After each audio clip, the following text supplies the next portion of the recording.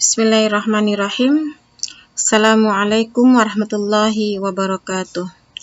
Alhamdulillahilladzi nahmaduhu wa nasta'inuhu wa na'udzubillahi min syururi anfusina wa min sayyiati a'malina.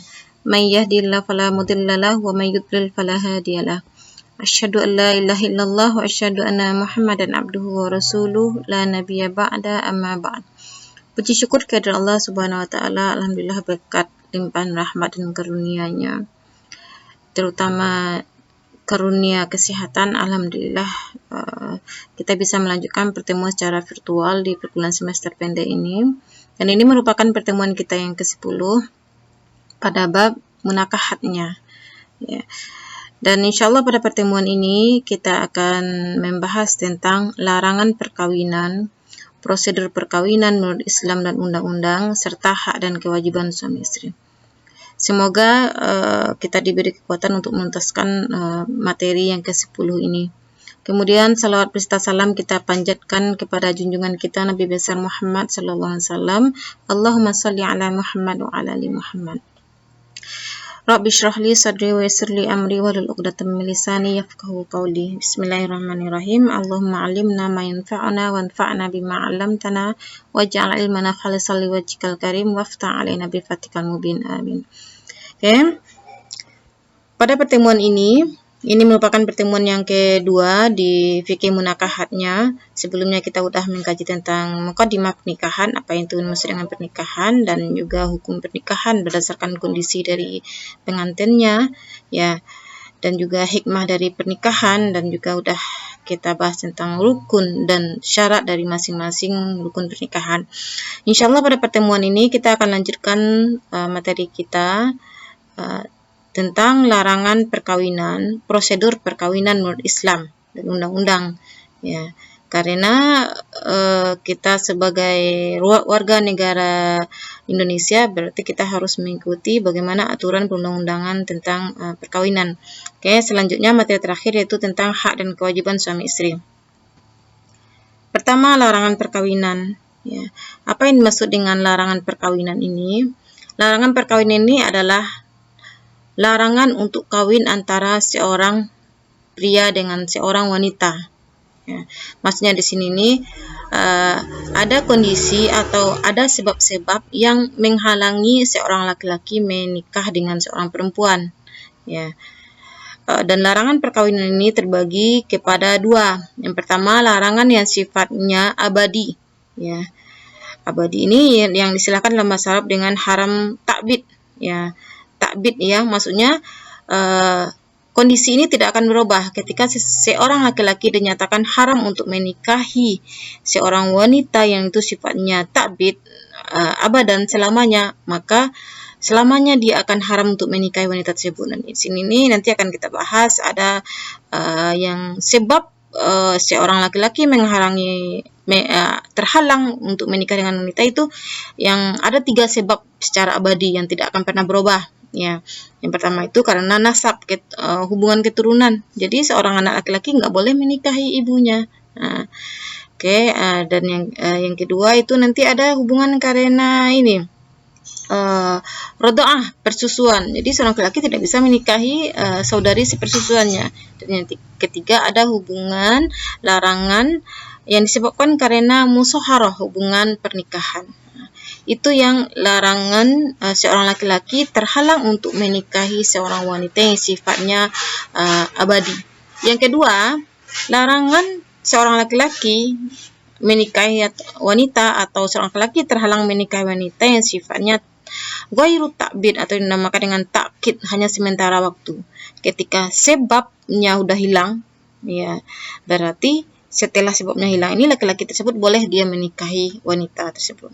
Oke, kita lanjut, kita bahas satu-satu. Yang pertama, dalil pengharaman. Dalil pengharamannya ini diambilkan dari surah An-Nisa ayat 23. Ya, bisa antum baca nanti dan bagaimana terjemahannya.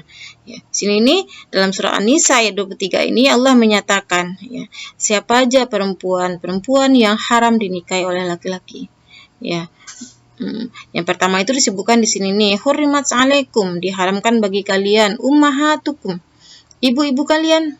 Ya, jadi seorang laki-laki dia terhalang untuk menikah ibunya.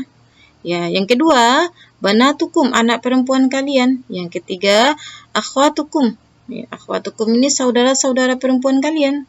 Wa ammatukum, ya, saudara perempuan dari bapak kalian. Wa khalatukum, ya, saudara perempuan dari ibu. Khalah ini ya. Wa banatul akhi, dan anak perempuan dari saudara laki-laki. Wa banatul ukhti, anak perempuan dari saudari perempuan.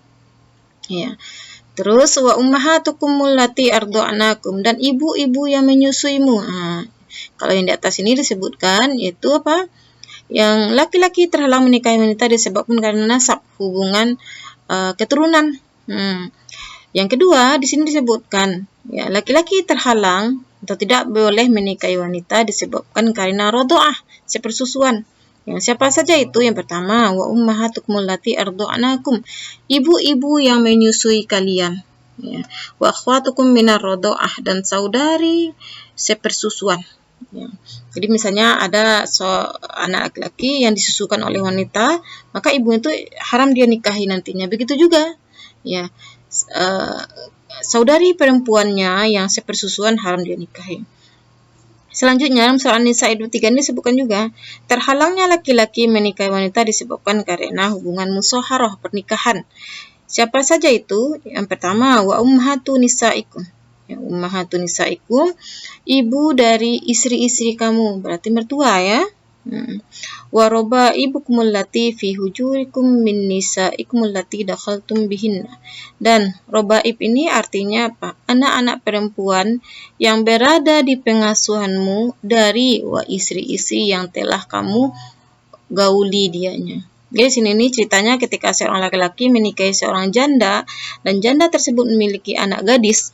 Ketika anak gadis itu berada di bawah pengasuhannya, maksudnya tinggal bersamanya, dan dia telah menggauli istri yang telah dia nikahi tersebut, maka anak perempuan tersebut haram dinikahi, dari sifatnya takbid selamanya.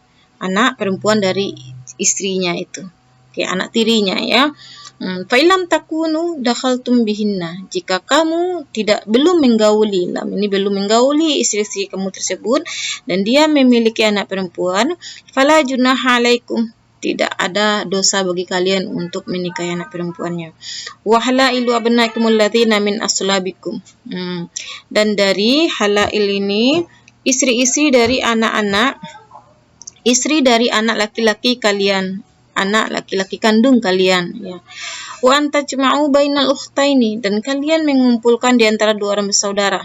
Maksudnya ini seorang laki-laki dia melakukan poligami. Istri pertamanya seorang wanita dan istri keduanya saudari dari wanita tersebut. Berarti mengumpulkan dua orang bersaudara ya. Illa ma qad salaf, kecuali jika telah berlalu, maksudnya pertama dia nikahi kakaknya, kemudian dia ceraikan dan dinikahi adiknya, itu boleh. Ya. Ini ayat yang menunjukkan siapa saja yang terhalang untuk dinikahi oleh laki-laki. Ya.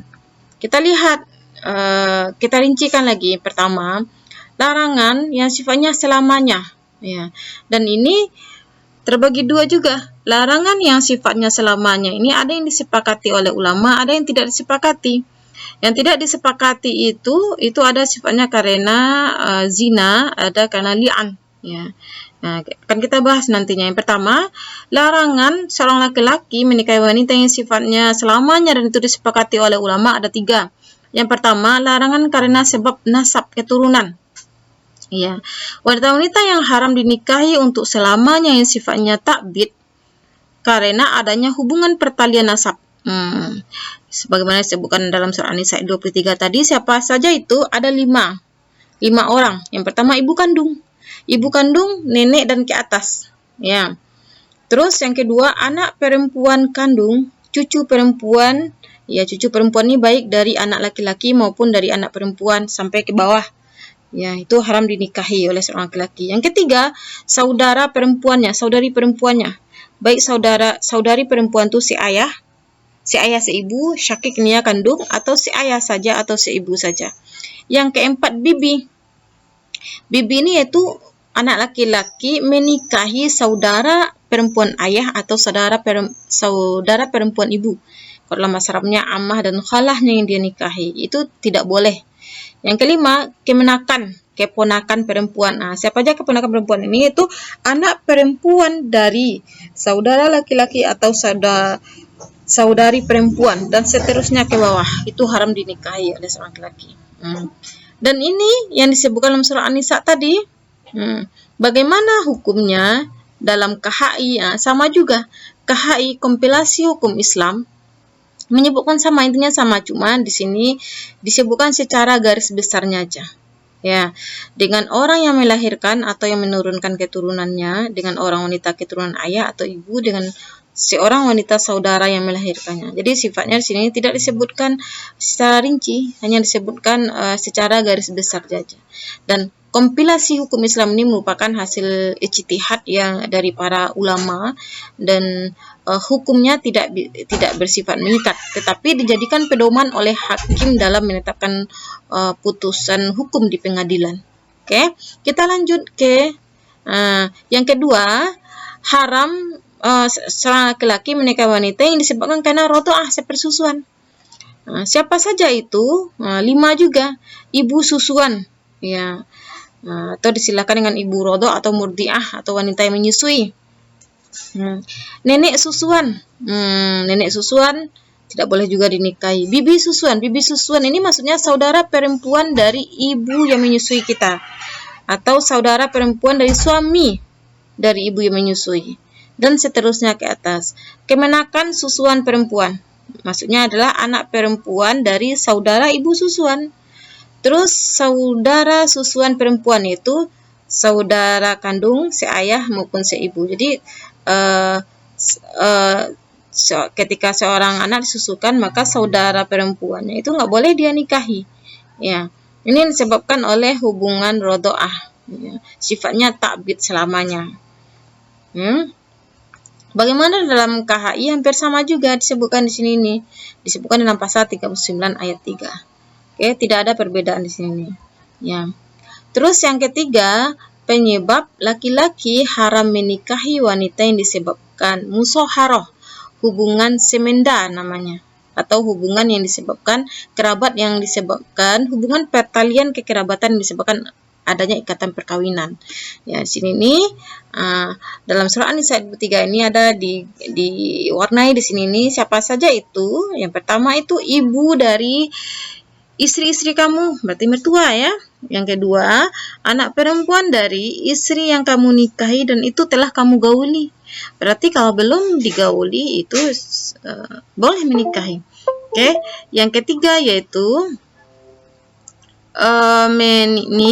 menikahi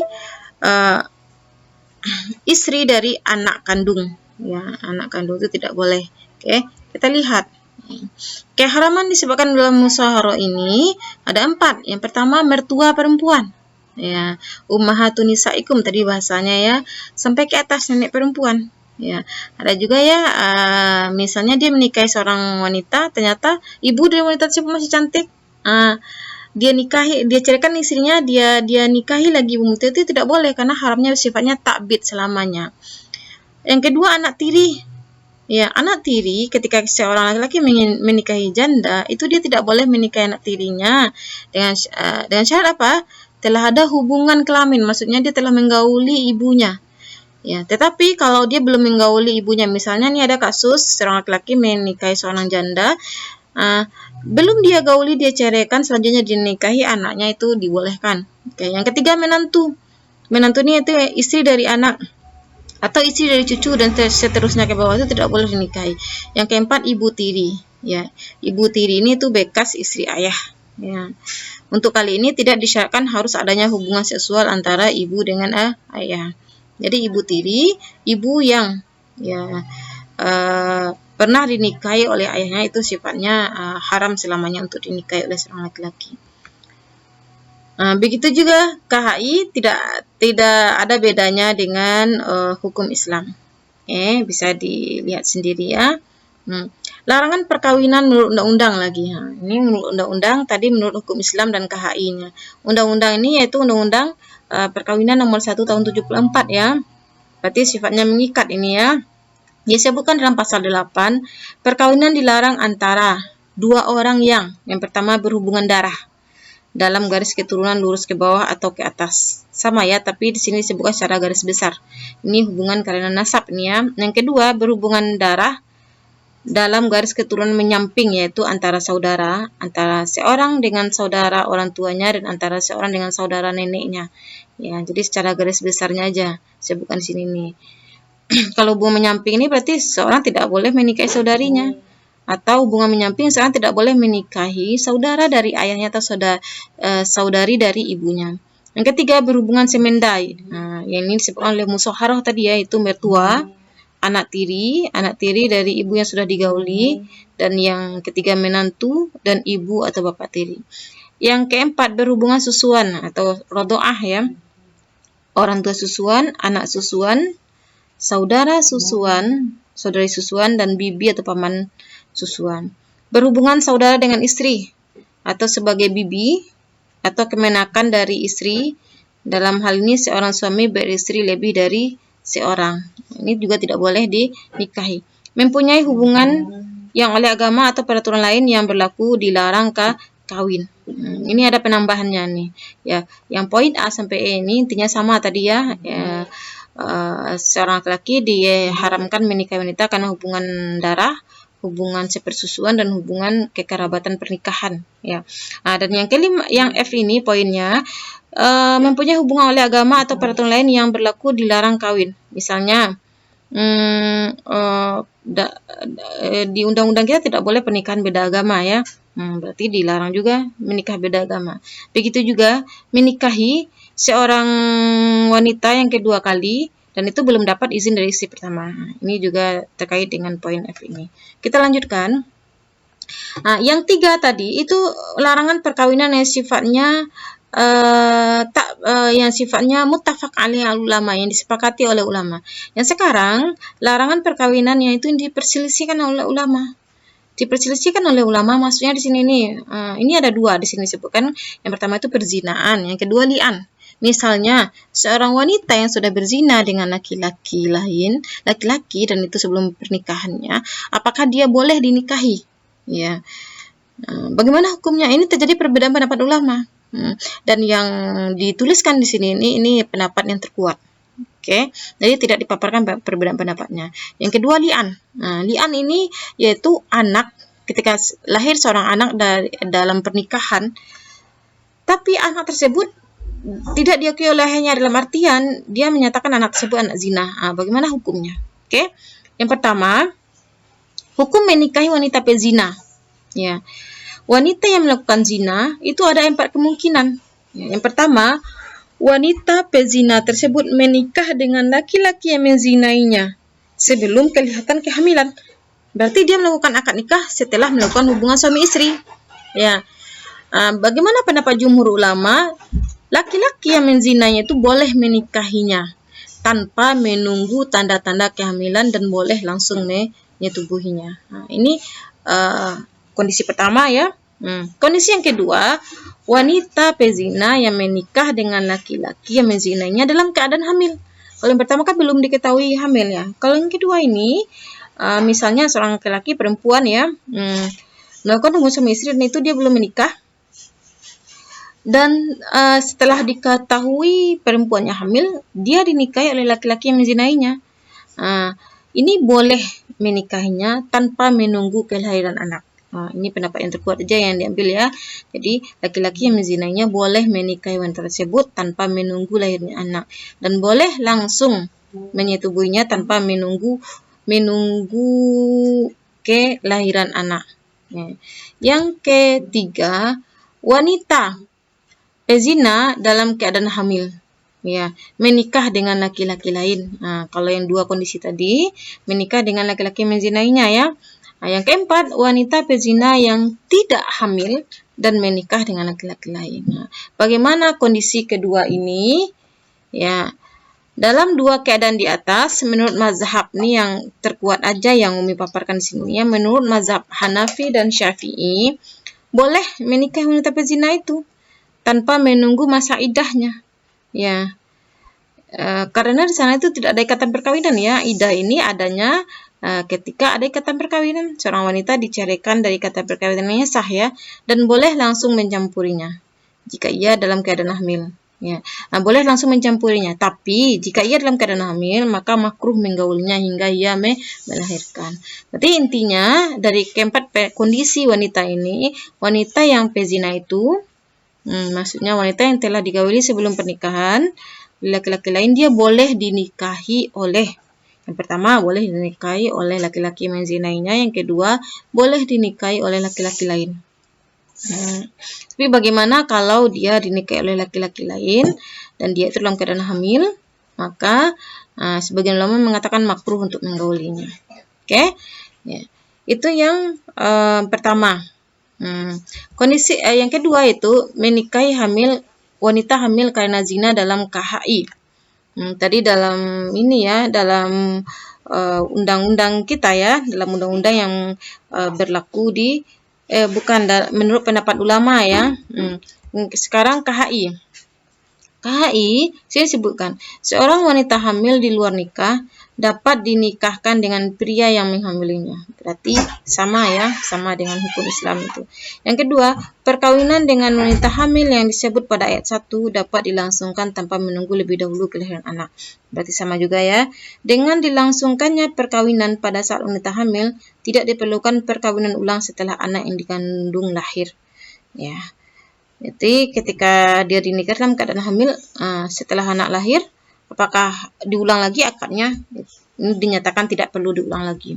Oke. Yang kedua, laki-laki terhalang menikahi wanita yang disebabkan karena li'an. Apa itu li'an? Li'an yaitu perceraian yang terjadi karena tuduh menuduh antara suami istri tentang zina. Ya. Maksudnya, ketika lahir seorang anak dan suami menyatakan anak itu bukan anak dia, berarti anak yang lahir itu anak yang lahir dari hubungan istrinya dengan laki-laki lain. Itu yang disilahkan dengan li'an. Bagaimana di sini nih? Seorang suami yang menuduh istrinya berbuat zina tanpa mendatangkan 4 orang saksi. Di sini dalam kajian hudud ya, had zina itu, ketika seorang menuduh orang lain berzina, dia harus mendatangkan 4 orang saksi yang langsung melihat kejadian tersebut.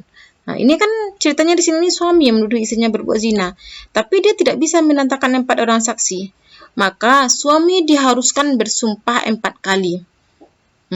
Atas nama Allah ya, bahwasanya istrinya berzina dan anak itu bukan anak dia, dan yang kelima kali dilanjutkan dengan menyatakan bersedia menerima laknat Allah apabila tindakannya itu dusta.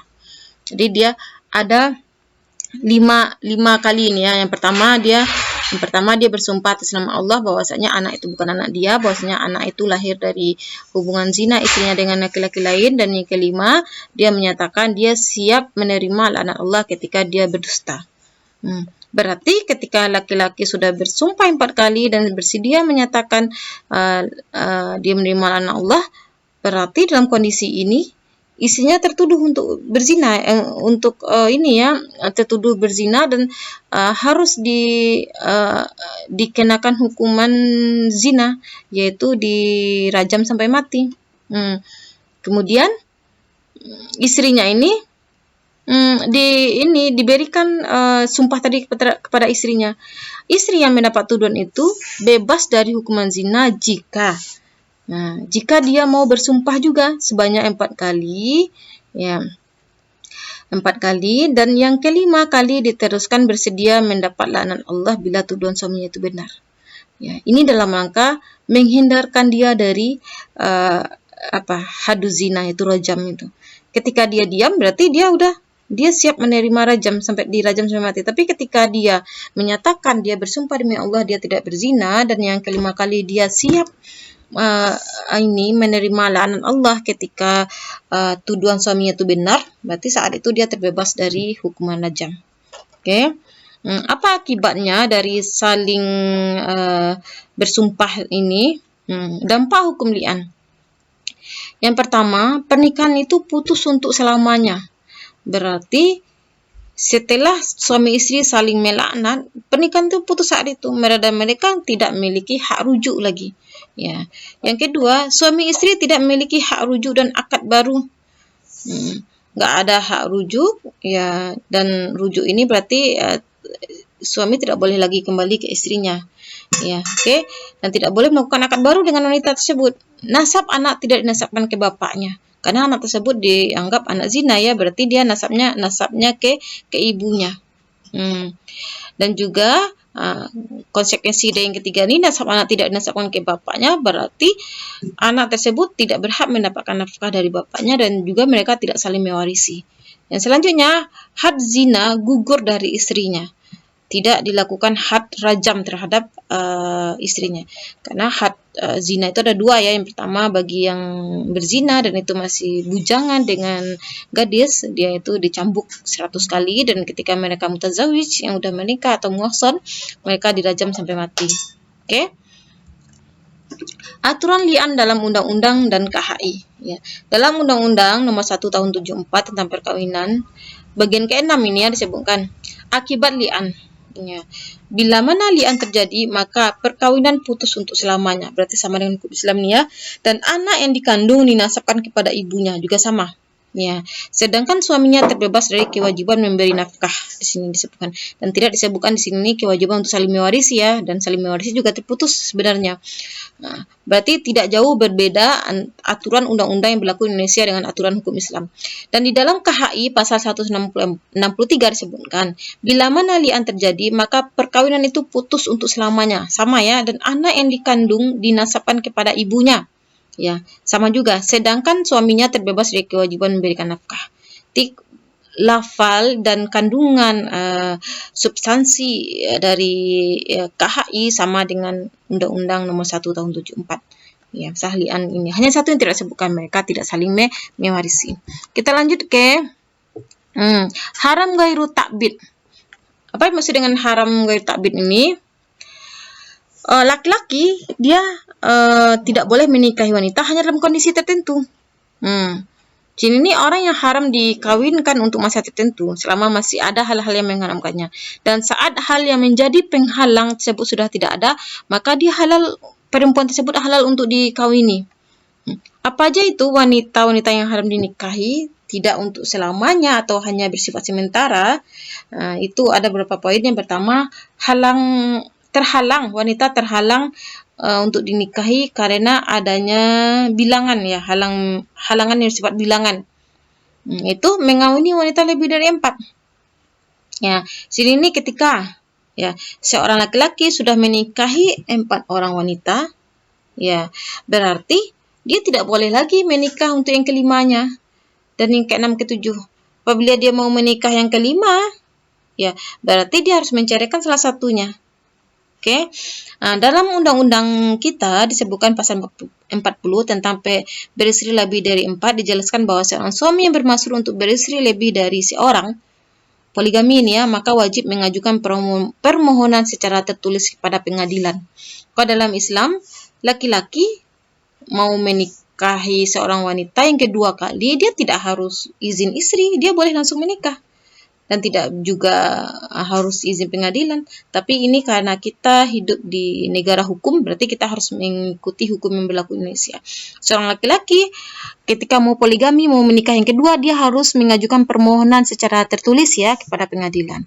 Nanti pengadilan akan memeriksa mengenai yang pertama, ada atau tidaknya alasan yang memungkinkan seorang suami kawin lagi.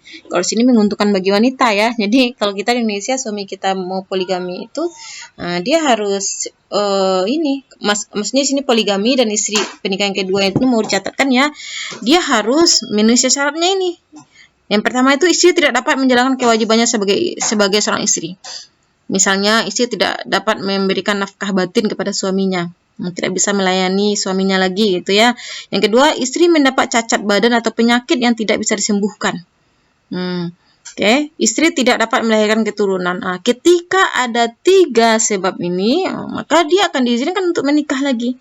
Ada atau tidaknya persetujuan dari istri, baik persetujuan lisan atau maupun tertulis. Jadi persetujuan istri pertama untuk suaminya menikah ini harus diberikan secara lisan depan pengadilan ataupun dengan secara tertulis.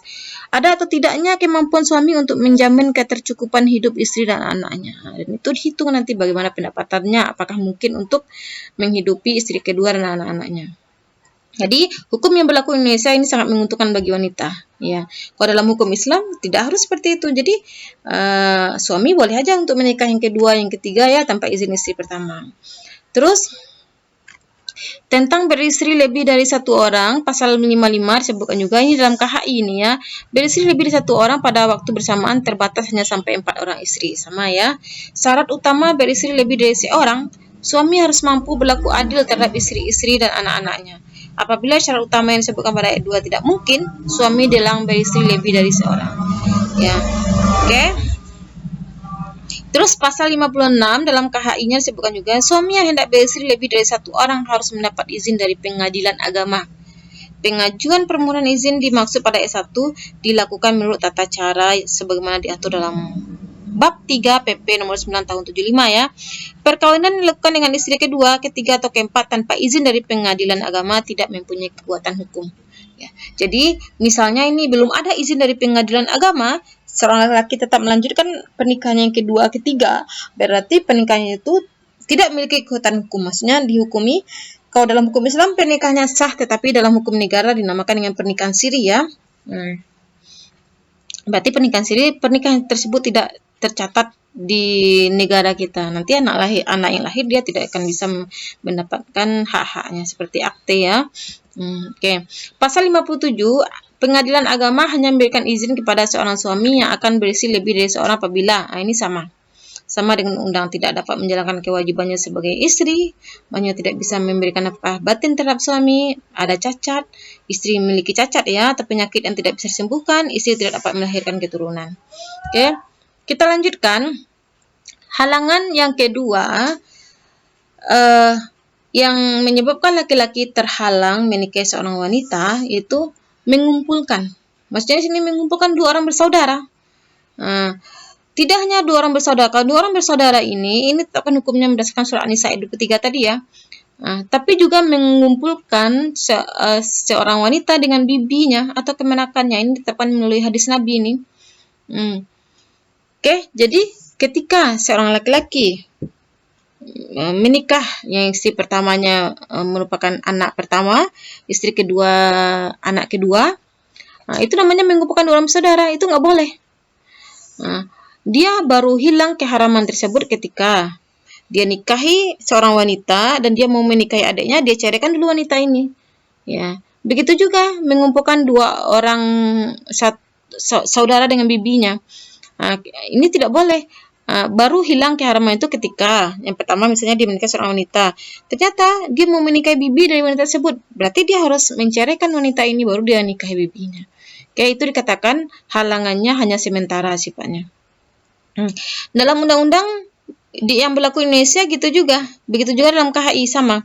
Seorang pria dilarang memadu istrinya dengan seorang wanita yang mempunyai hubungan pertalian nasab, berarti saudari kandungnya ya, atau susuan dengan istrinya, atau saudara kandung, seayah atau seibu serta keturunan. Berarti saudari, seayah atau saudari seibu juga tidak boleh dikumpulkan wanita dengan bibinya atau kemenakannya.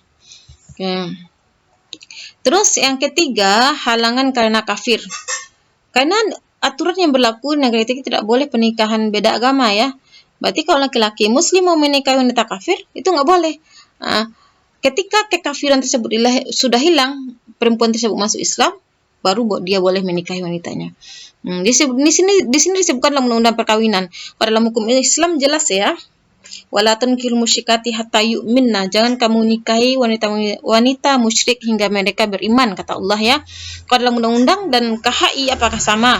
Coba kita lihat. Perkawinan dilarang antara dua orang yang oleh agamanya atau peraturan lain yang berlaku dilarang untuk kawin. Berarti dikembalikan dalam bahasa undang-undangnya.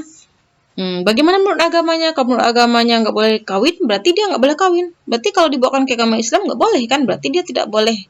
Pernikahan beda agama tidak boleh. Oke, seorang wanita Islam dilarang melangsungkan perkawinan dengan seorang pria yang tidak beragama Islam. Dalam KHI lebih tegas lagi ya nyatakan di sini. Oke, yang keempat, halangan karena ihram. Ini sebenarnya sementara juga. Selama laki-laki melakukan ihram, ya, dia tidak boleh melakukan akad pernikahan selama itu. Apa yang dimaksud dengan ihram ini? Ihram ini yaitu ketika seseorang sudah berniat untuk melaksanakan umroh haji atau umroh ya, kedua-duanya. Berarti selama itu dia tidak boleh melangsungkan akad nikah. Tapi ketika sudah selesai haji atau umrohnya, dia boleh, walaupun masih di Saudi ya. Jadi dia ihram itu dimulai dari ketika seorang sudah berniat untuk melakukan haji di mikotnya, dan diakhiri ketika seseorang tersebut sudah melakukan semua amalan haji atau umroh dengan melakukan tahallul, yang memotong rambut atau halak mencukurnya bagi laki-laki ya. Halangnya sifatnya sementara. Berarti selama dia laki-laki perempuan itu masih berada di Saudi, di Mekah atau Madinah, udah selesai amalan umroh sama hajinya, apakah boleh dia melakukan akad nikah? Boleh. Dalam undang-undang perkawinan tidak membahas tentang larangan perkawinan karena ihram. Akan tetapi dalam KHI dijelaskan dalam bab 3 di sini ya, pasal 54. Selama seorang masih dalam keadaan ihram, tidak boleh melangsungkan perkawinan dan juga tidak boleh bertindak sebagai wali nikah. Apabila terjadi perkawinan dalam keadaan ihram, maka perkawinannya tidak sah. Berarti nanti harus diulang lagi. Ya. Yang kelima, halangan karena iddah. Maksudnya di sini nih, ketika seorang laki-laki terhalang menikahi wanita ketika wanita itu masih dalam menjalani masa iddah. Ya. Karena apa? Karena ketika wanita tersebut menjalani masa iddah dan itu dari talak raj'i, dia masih ada hak suaminya di sana untuk kembali. Berarti harus dia tunggu wanita tersebut habis masa iddahnya baru dia boleh menikahinya. Okay. Yang keenam, halangan disebabkan karena perceraian 3 kali. Ini bagi suami yang menceraikan istrinya 3 kali ya. Suami yang menceraikan istrinya 3 kali, itu dia tidak boleh menikahi istrinya lagi. Boleh ketika istrinya menikah dengan laki-laki lain, dan itu dia dukhul, menggauli istrinya, melakukan hubungan suami istri dan diceraikan oleh laki-laki yang baru menikahinya, baru dia boleh menikahi istrinya lagi. Ya, itu kan halangannya sifatnya sementara. Oke. Selanjutnya yang ketujuh, halangan karena wanita terikat perkawinan dengan laki-laki lain. Ini tuh dalam ini aturan dalam KHI, undang-undang yang berlaku di Indonesia dan hukum Islam. Ketika seorang wanita sudah terikat pernikahan dengan laki-laki lain, atau dalam artian dia berstatus istri dari laki-laki lain, maka dia terhalang untuk menikah dengan laki-laki lain. Apakah ada kemungkinan untuk menikah dengan laki-laki lain? Mungkin ketika dia diceraikan oleh suaminya dan sudah habis masa iddahnya. Ya, di sini disebutkan dalam undang-undang kita, seorang yang masih terikat tali perkawinan dengan orang lain tidak dapat kawin lagi kecuali dalam hal tersebut pada pasal 3 ayat 2 dan pasal 4 undang-undang. Yang maksudnya setelah dia setelah diperceraikan dengan suaminya, setelah menjalani masa iddah, dia baru boleh dinikahi. Dalam KHI pasal 40 disebutkan dilarang melangsungkan perkawinan antara seorang pria dengan seorang wanita karena keadaan tertentu. Di antaranya itu karena wanita yang bersangkutan masih terikat satu perkawinan dengan pria lain, maksudnya masih berstatus istri dari laki-laki lain. Seorang wanita yang masih berada dalam masa iddah, ini yang tadi ya, dengan pria lain. Seorang wanita yang tidak beragama Islam, maksudnya kafir. Ketika dia masuk Islam, berarti hilang ini penyebab terhalangnya menikahinya, berarti dia boleh dinikahi. Ya. Prosedur perkawinan menurut fikih dan undang-undang. Ya, kenapa dibahas seperti ini? Karena kita hidup di negara Indonesia yang itu negara yang tunduk terhadap aturan, dan jadi kita harus mengetahui bagaimana prosedur pernikahan yang berlaku di Indonesia. Ya, yang pertama akan kita lihat secara garis besar bagaimana prosedur pernikahan menurut fikihnya. Sini secara garis besarnya, ketika seorang laki-laki sudah ingin menikahi seorang wanita, ada 2 hal yang harus dia lakukan. Yang pertama, dia harus melakukan istisyarah. Istisyarah ini yaitu meminta pendapat kepada orang lain. Ya, pendapat orang lain, misalnya gurunya, ustadznya, atau orang terdekatnya, atau orang tuanya, dan termasuk juga istisyarah ini, ketika dia mau menikahi wanita, berarti dia harus mencari tahu tentang wanita tersebut, baik dari teman-temannya, dari keluarganya, ya. Setelah melakukan istisyarah, ternyata dia sesuai dengan kriteria wanita yang ingin dia nikahi, dia harus melakukan istikharah. Istikharah ini itu minta pendapat kepada Allah. Kalau istisyarah tadi itu meminta pendapat manusia. Kalau istikharah ini meminta pendapat Allah, berarti dia bawakan ke dalam solatnya. Itu dinamakan dengan solat istikharah. Ketika nanti jawabannya benar oleh Allah, Allah akan memudahkan jalan untuk menikahi wanita tersebut. Yang kedua, ketika memang udah melakukan istikharah, dia lanjut ke khitbah wanita tersebut. Khitbah ini dilakukan ketika sudah mantap istikharah dan istikharah ini. Jadi khitbah ini sudah menyatakan niat dia untuk menikahi wanita tersebut. Jangan terbalik ya, khitbah dulu baru istikharah. Nanti wanita sudah di khitbah baru istisyarah, ternyata tidak sesuai, dia batalkan. Walaupun itu dibolehkan dalam Islam, akan tapi ada yang disakiti nantinya. Setelah di khitbah baru tentukan akad nikahnya. Baru lakukan akad nikah. Akad nikah yang harus memenuhi rukun dan syarat yang telah kita kaji dalam pembahasan sebelumnya. Terus baru dilakukan walimahan. Nah, walimahan ini pun berbeda pendapat ulama. Ada yang ulama mengatakan dari hadis Nabi, awalim walau bisyatin. Adalah walimah walaupun dengan 1 ekor kambing. Ada yang mengatakan itu wajib karena perintah Nabi. Ada yang mengatakan itu sunnah. Ya, sunnah maksudnya apa? Hal yang dianjurkan saja sebagai i'lan, pengumuman bahwasanya dia sudah menikahi wanita tersebut. Inilah prosedur perkawinan menurut hukum Islam. Bagaimana menurut undang-undangnya? Di sini nih, coba sebelum kita masuk ke undang-undang, dalam hukum Islam apakah perlu pernikahan tersebut dicatatkan? Tidak perlu.